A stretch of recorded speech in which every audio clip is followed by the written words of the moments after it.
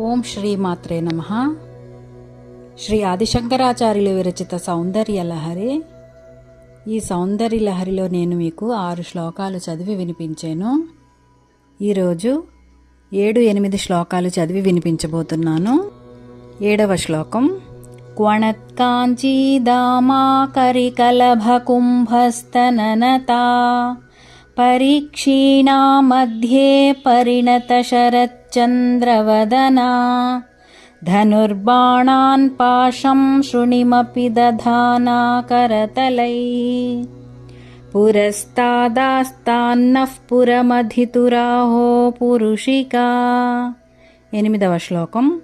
సుధా సింధోర్మధ్యే సురవిటపి వాటీ పరివృతే మణిద్వీపే నీపోపవనవతి చింతామణిగృహే శివాకారే మంచే పరమశివపర్యంకనిలయాం భజంతి త్వాం ధన్యాః కతిచన చిదానందలహరీం.